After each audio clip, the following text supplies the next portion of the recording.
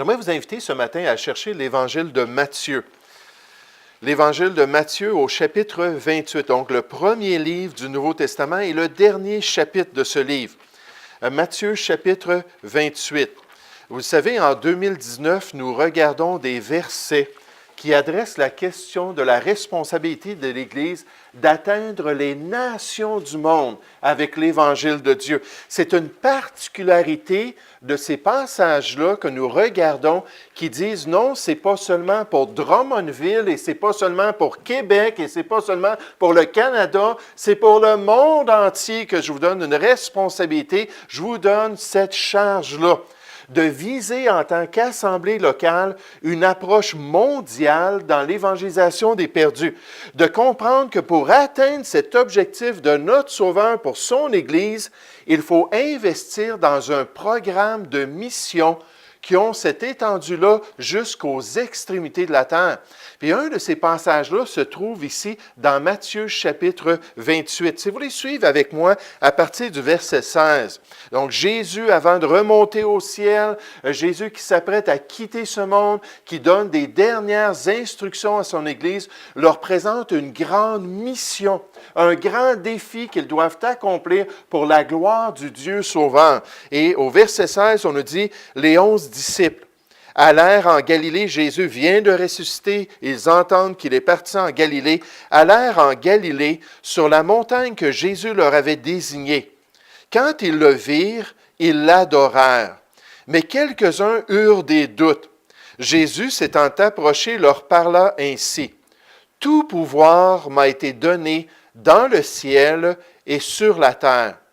Allez, faites de toutes les nations des disciples, les baptisant au nom du Père, du Fils et du Saint-Esprit, et enseignez-leur à observer tout ce que je vous ai prescrit, incluant ces dernières instructions-là. À la prochaine génération, vous leur direz, allez par toutes les nations, faites de toutes les nations des disciples, et voici, je suis avec vous tous les jours jusqu'à la fin du monde. Un des passages qui nous donne une perspective mondiale de l'œuvre de Dieu, qui nous présente une grande mission d'atteindre toutes les nations. Et au verset 19, c'est notre verset du mois, on nous dit, allez, faites de toutes les nations des disciples, les baptisant au nom du Père, du Fils et du Saint-Esprit, le premier pas d'obéissance pour ensuite leur enseigner toute la volonté de Jésus-Christ dans leur vie. Le titre de mon message ce matin, c'est l'objectif des missions mondiales. À travers l'année, on va développer ça à travers le Nouveau Testament, mais cet objectif-là pour l'Église locale, d'avoir une perspective mondiale pour toutes les nations et de chercher par un programme spécifique à avoir une part dans le plus de pays et le plus de nations possible. Pour pouvoir un jour se tenir au tribunal de Christ et rendre compte pour nos choix et nos décisions, et pour pouvoir entendre l'acclamation du Sauveur du monde qui va nous dire « C'est bien, bon et fidèle serviteur, tu as eu part dans cette tâche-là mondiale d'atteindre les gens. » Juste avant de voir ce beau passage, nous allons prier ensemble. Puis demander au Seigneur de vraiment nous perfectionner dans ses voies, nous aider à être plus efficaces et à comprendre sa volonté pour l'Église locale. Prions ensemble. Ô Père Céleste, j'aimerais te louer, j'aimerais te remercier pour ce privilège, encore une fois, de posséder la parole de Dieu entre nos mains. Ce privilège, Seigneur, d'avoir ces textes inspirés qui ont été choisis, Seigneur, afin qu'on puisse voir des instructions qui sont pertinentes pour nos vies, qui sont pertinentes pour notre assemblée. Et Seigneur, de comprendre cette perspective mondiale de l'œuvre que tu veux que nous accomplissions. Seigneur, non seulement ici, dans notre ville de Drummondville ou dans la région, dans le centre du Québec ou même dans notre belle province ou dans notre pays, Seigneur, d'être prêt à investir pour que l'Évangile se répande partout, à travers toutes les nations. Merci pour ces instructions de notre Maître. Merci pour la tête de l'Église qui nous guide. Et merci pour ce défi que tu mets devant nous, d'avoir une part. Nécessairement, Seigneur, tu nous dis que c'est volontaire. Tu nous dis que c'est avec joie que tu veux qu'on investisse. Et Seigneur, que c'est selon toi qu'on doit donner pour ton œuvre. Puisses-tu pourvoir, Seigneur, puisses-tu bénir, puisses-tu multiplier nos efforts et puisses-tu nous aider à être efficaces et fidèles dans tes voies. Père, on remet ce temps maintenant entre tes mains. Au nom du Seigneur Jésus. Amen. Mais l'objectif des missions mondiales. Puis alors qu'on considère ce passage, j'aimerais juste faire remarquer l'importance des instructions du Maître, l'importance des instructions de Jésus dans la vie du chrétien. Alors qu'on entend sa voix, alors qu'on voit le bon berger, alors qu'on cherche à être de bonnes brebis obéissantes qui suivent sa volonté, qui marchons dans ses voies et selon son plan, les instructions qui nous viennent directement de la tête de l'Église, du chef de l'Assemblée locale, celui qui est ressuscité des morts pour notre justification, celui qui est apparu à plusieurs reprises aux disciples après sa résurrection. Et la Bible nous dit pourquoi? Pour parler des choses qui concernent le royaume de Dieu, qui a promis la venue du Saint-Esprit qui s'est produit à la Pentecôte, qui est ensuite remonté auprès de son Père céleste. Ce même Jésus nous donne ces instructions-là pour notre vie et pour notre assemblée locale. Regardez ici dans notre passage au verset 16. On nous dit, les 11 disciples allèrent en Galilée sur la montagne que Jésus leur avait désignée. Quand ils le virent, ils l'adorèrent. L'adoration, c'est une prosternation, c'est une soumission de cœur, c'est un choix de suivre, un choix d'obéir, un choix de reconnaître la Seigneurie de Christ, de reconnaître sa divinité, de reconnaître son autorité sur notre vie. Puis on nous dit, mais quelques-uns, quand ils le virent, ils l'adorèrent, mais quelques-uns eurent des doutes. Jésus, s'étant approché, leur parla ainsi. Et comme c'est important pour nous de comprendre ça ce matin, comme c'est important pour nous de saisir que ce sont ces instructions, que c'est important de comprendre, ce n'est pas le pasteur qui nous dit cela ce matin, ce n'est pas un commentateur biblique, bien qu'on va en consulter, ce n'est pas des théologiens, c'est Jésus lui-même. Celui qui nous appelle à obéir, celui qui nous appelle à l'aimer en gardant ses commandements, celui qui veut qu'on développe une relation encore plus intime et encore plus efficace dans ses voies.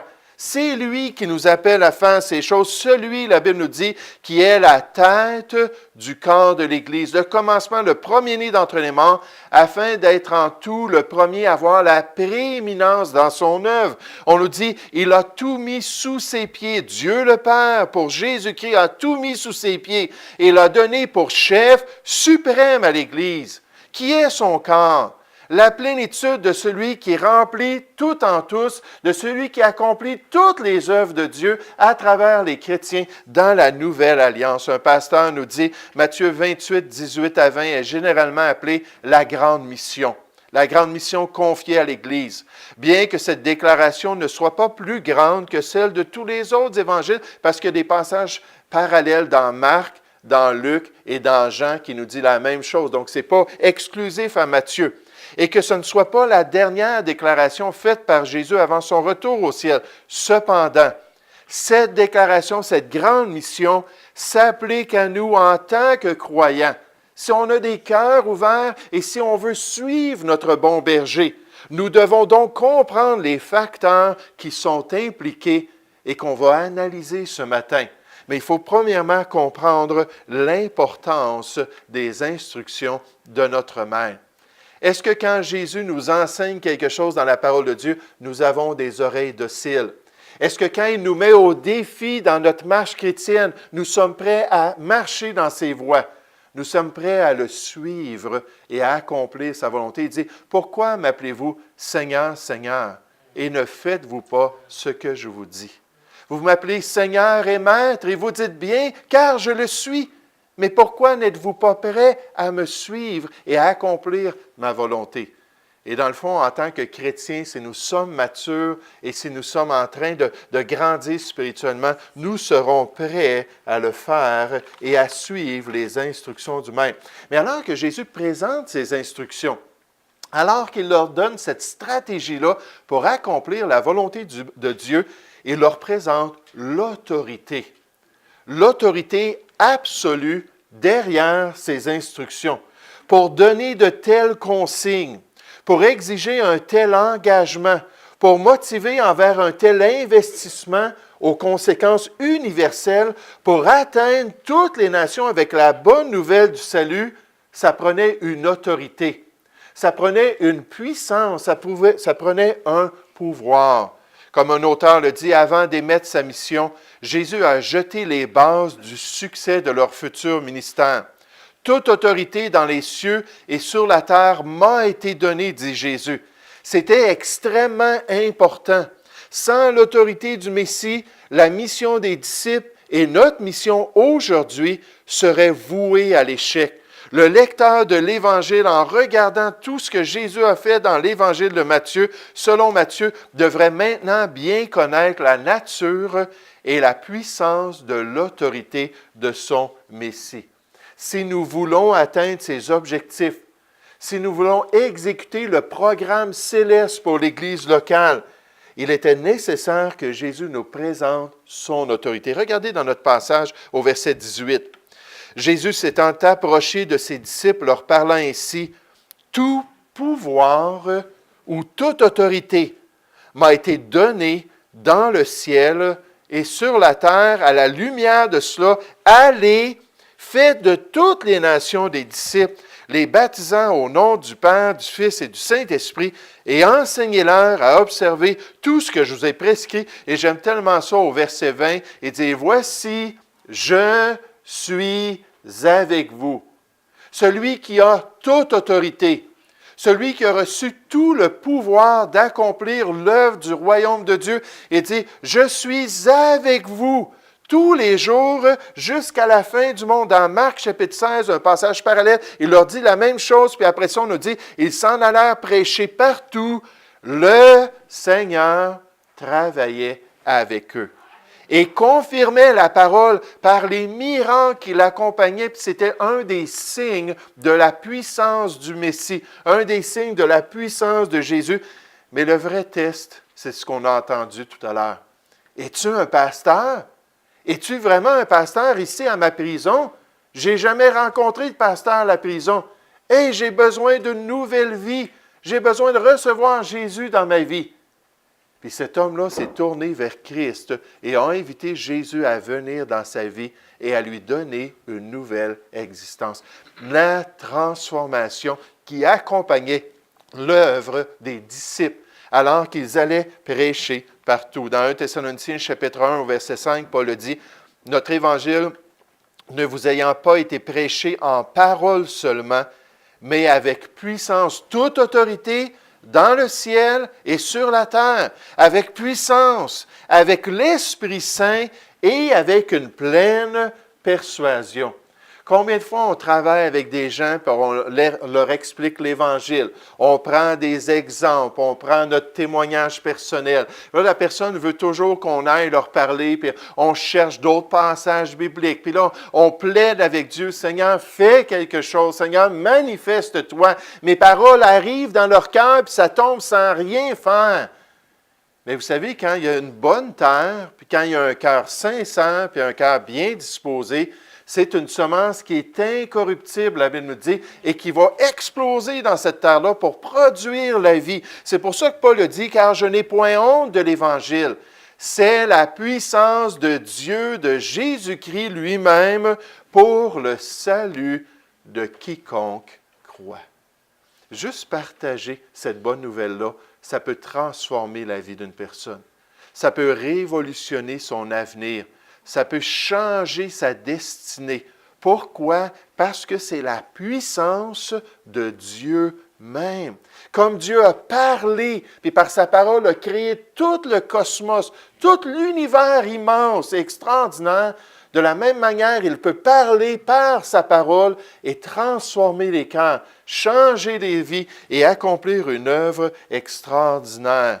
Le christianisme est une foi missionnaire. La nature même de Dieu l'exige, car Dieu est amour et Dieu ne veut pas que quiconque périsse. La mort de notre Seigneur sur la croix était pour le monde entier. Si nous sommes les enfants de Dieu et partageons sa nature, alors nous voudrons annoncer la bonne nouvelle au monde perdu, à toutes les nations. Pourquoi? Parce que ce sont les instructions de Jésus. les instructions de notre Maître. Pourquoi? Parce que toute l'autorité du ciel est derrière cette mission-là. Si seulement les gens ont le cœur ouvert, si seulement les gens sont bien disposés. Je parlais d'un missionnaire qui avait une œuvre vraiment très particulière. C'est un missionnaire mondial. Qu'est-ce que je veux dire? C'est que d'habitude, on va avoir un missionnaire au Canada. On va avoir un missionnaire qui va aller dans les Antilles. Peut-être un missionnaire qui va aller au Japon. On en a là, quelques missionnaires à des endroits particuliers. Et lui, il a décidé dans son ministère, et ça faisait au-dessus de 30 ans qu'il faisait ça, qu'il allait aller où la tornade de Dieu passait. Là, j'ai dit, la tornade de Dieu, qu'est-ce que tu veux dire? Il dit, moi, je suis en contact avec des missionnaires à travers les nations. Puis quand j'entends qu'un pays s'ouvre à l'Évangile, quand j'entends qu'un pays comme les Philippines, pendant des années, les gens ont totalement changé leur religion, se sont totalement détournés des idoles, puis ont été ouverts à la parole de Dieu, et il y a eu une explosion de conversion. Là, je ne parle pas des fausses conversions. D'accord? Je ne dis pas d'arriver là, dans une ville et dire, là, si vous faites une petite prière comme ça, là, ben, vous rentrez dans le royaume de Dieu. Non, non, des gens qui entendent l'Évangile, qui se repentent de leurs péchés, qui sont sauvés, qui commencent à évangéliser, qui commencent à se joindre à une église locale, qui grandissent dans les voies de Dieu, du vrai fruit spirituel. Puis là, il a dit, quand j'ai entendu ça, je suis parti travailler pendant quelques années aux Philippines. Après ça, j'ai entendu au Cambodge, il y avait la tornade de Dieu, l'ouragan de Dieu. Il dit, je suis allé travailler là-bas. Puis pendant des années, il a passé son temps à faire le tour des nations. C'est vraiment incroyable de voir que la terre est disposée à certains endroits. Que pendant des périodes de temps, là, la semence puissante de Dieu vient, là, puis il y a plein de fruits. Au Québec, on doit labourer. Au Québec, on doit prier. Au Québec, on doit semer. Au Québec, on doit espérer. Au Québec, on doit persévérer parce que la terre est dure. On a passé l'été à aller voir, pas tout l'été, mais les temps qu'on avait de céduler, on est allé partager l'Évangile dans les parcs, partager l'Évangile aux portes, partager l'Évangile dans toutes sortes de situations. Et j'aimerais vous dire, dans ceux qui assistent dans notre assemblée, il n'y a pas eu aucun fruit. Mais j'aimerais vous dire, dans d'autres endroits, là, ça n'aurait pas été le cas. Ce pasteur-là qui a commencé à cogner tout seul, lui et sa famille sont arrivés dans une ville. Il a dit, il n'y a pas cette sorte d'église-là. Il dit, moi, je suis un missionnaire qui représente ce groupe-là. Il dit, je vais venir cogner, puis je vais voir s'il n'y a pas des gens qui sont intéressés. 25 ans plus tard, il y avait 1000 personnes dans son église. Puis c'était des vrais chrétiens. Puis c'était des vrais gens engagés dans l'œuvre de Dieu. Pasteur Paulet est allé au Tchad, en Afrique. Puis pendant un nombre d'années, il a parti 10 églises. Il y avait des centaines de convertis. Il est venu au Québec 16 ans qu'il a travaillé dans une église. Quelques convertis, assez de monde pour qu'il y ait un nouveau pasteur qui prenne l'œuvre de Dieu. Ce même ouvrier-là, ce même esprit, ce même appel, ces mêmes dons, ce même évangile, mais la terre était totalement différente. Puis qu'est-ce qu'on doit faire en tant que chrétien? C'est dire, Seigneur, c'est la puissance de Dieu. Je ne la vois pas.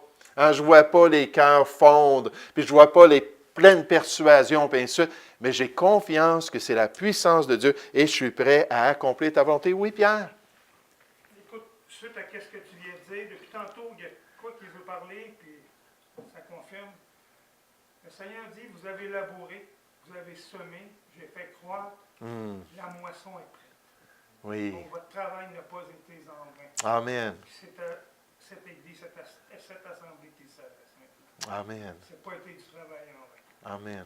Oui, effectivement, les fruits, on va les voir à l'avenir. Mais donc, on voit cette autorité. Jésus a dit, je l'ai toute l'autorité. Je vous confie cette mission-là. Puis pour s'assurer qu'il n'y ait pas de malentendu, Jésus spécifie l'universalité du plan du Maître. Donc, il a dit, voici mes instructions, voici l'autorité et voici l'objectif. Une universalité dans notre perspective. Un plan pour toutes les nations, un programme pour atteindre tous les hommes, une mission qui englobe le monde, qui dit qu'une perspective mondiale de l'œuvre de Dieu, mais malheureusement, aujourd'hui et malheureusement, à l'époque, ce n'était pas tout le monde qui acceptait cela.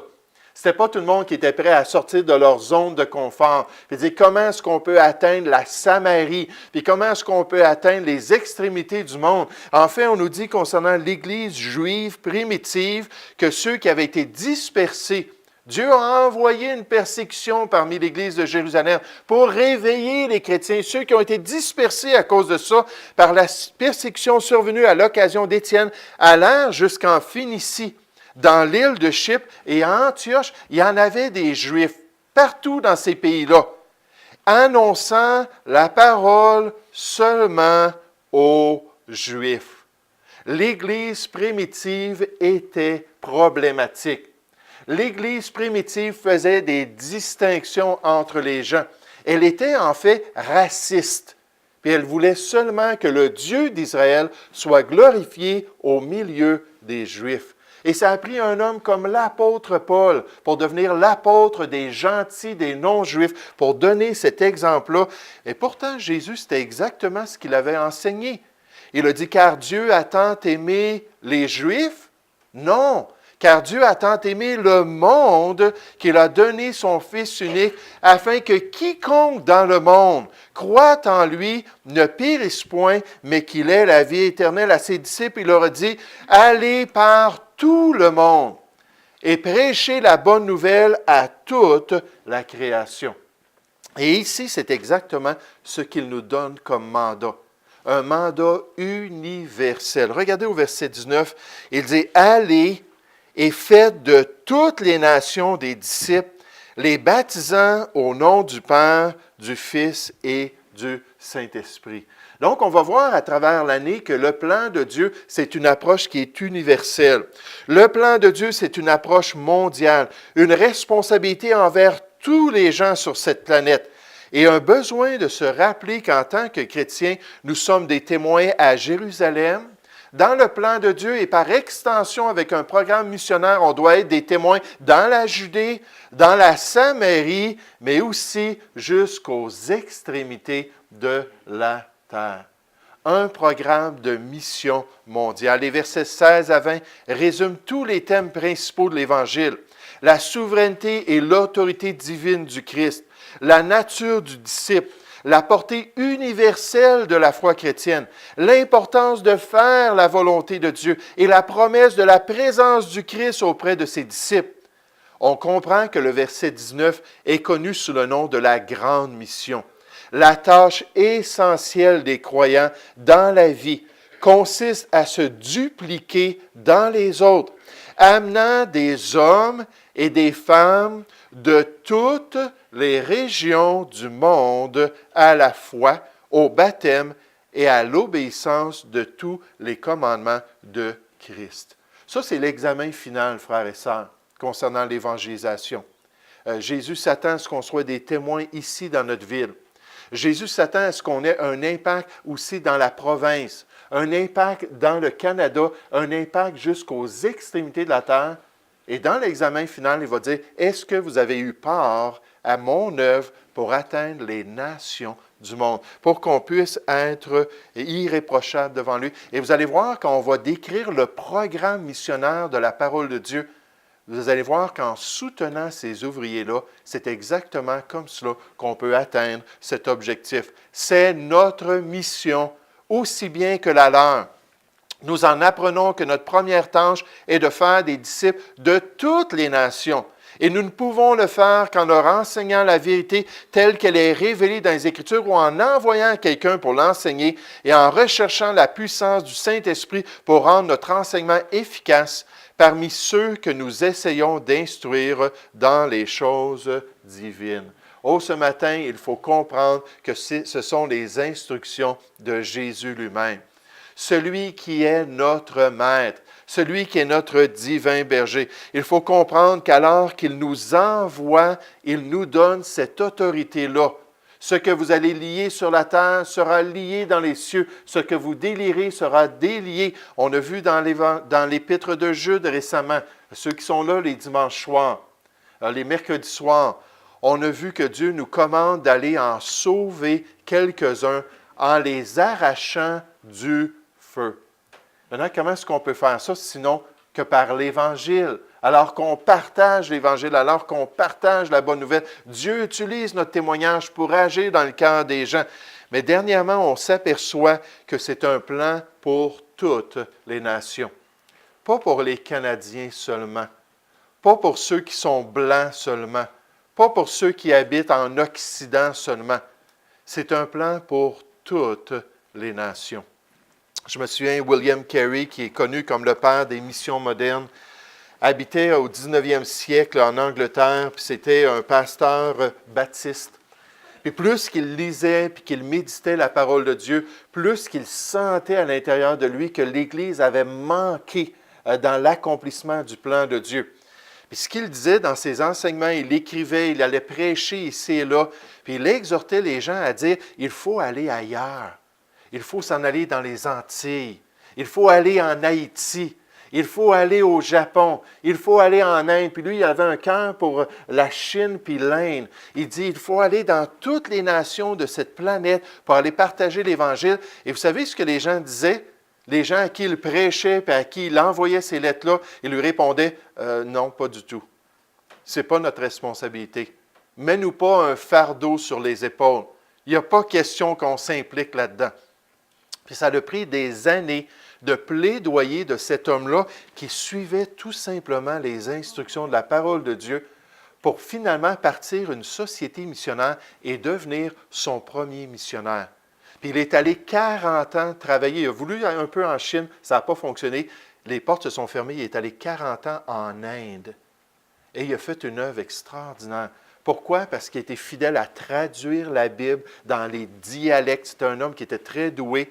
Puis à juste prêcher l'Évangile, ça a pris 8 ans pour qu'une personne accepte le Seigneur puis comprenne le plan de Dieu. À sa mort, 40 ans plus tard, il y avait 100 églises que Dieu avait parties grâce à son influence et grâce à son intermédiaire. Et l'œuvre de William Carey continue encore dans les dénominations baptistes en Inde. Et ils envoient des missionnaires dans différents pays du Moyen-Orient. Ils ont des impacts aux Philippines, ils ont des impacts en Corée, à toutes sortes d'endroits, parce qu'il y a un homme qui dit « C'est notre responsabilité, c'est notre tâche. » Il nous a confié une perspective mondiale. Pourquoi? Pour qu'on puisse un jour se tenir irréprochable devant lui, ayant accompli toute la volonté de notre Père céleste. Est-ce que nous sommes des témoins ici dans notre Jérusalem? Mais est-ce qu'on est prêt à investir pour envoyer des gens qui vont rendre témoignage de la foi chrétienne ailleurs et à travers les nations du monde? Nous allons prier ensemble. Ô Père céleste, Seigneur, on veut te louer, on veut te remercier pour ce privilège, Père, de posséder ta parole, ce privilège aussi, Seigneur, de pouvoir la mettre en pratique dans nos vies. Seigneur, tu nous dis de ne pas être des auditeurs oublieux, mais de se mettre à l'œuvre. Tu nous dis, béni soit celui qui se met à l'œuvre et le fait avec persévérance. Ô Seigneur, merci pour ce thème en 2019. Merci pour cette perspective universelle. Merci, Seigneur, pour toutes les nations que tu aimes, les gens de toute race, de tout peuple, de toute langue. Seigneur, que tu veux que ton Église puisse atteindre avec l'Évangile. Merci que ce feu des missions a débuté en Angleterre. Merci qu'il s'est répandu ensuite aux États-Unis. Et pendant longtemps, les États-Unis ont été vraiment le bastion de cet effort missionnaire. Ils continuent à l'être aujourd'hui, mais maintenant, c'est en Corée du Sud que les programmes missionnaires se développent, et aux Philippines, qu'on envoie des ouvriers à travers le monde. Et Seigneur Père, on veut juste te louer pour ceux qui sont obéissants. Seigneur, ceux qui vont un peu plus loin pour toi et ceux qui sont prêts à développer de l'excellence dans leur pratique de ta parole. Ô Père céleste, puisses-tu nous encourager à le faire? Puisses-tu nous permettre de soutenir plus d'ouvriers ici? Puisses-tu, Seigneur, nous permettre de quitter ce monde avec une conscience pure? Parce que oui, on a prié pour notre beau Québec. Oui, on a prié pour notre Canada, pour l'Amérique du Nord, l'Amérique centrale, l'Amérique du Sud. Mais on a prié pour tous les continents et on était prêt à avoir une part dans l'évangélisation mondiale. Merci pour le pasteur Paulé qui va prêcher pour nous mercredi. Merci Seigneur pour ces 40 ans d'œuvre missionnaire. Et merci que malgré ses problèmes de santé, il continue, Seigneur, à vouloir atteindre les gens avec la vérité de Dieu. Puisses-tu le bénir abondamment? Puisses-tu encourager la famille Paulé? Je te prie, au nom du Seigneur Jésus. Amen.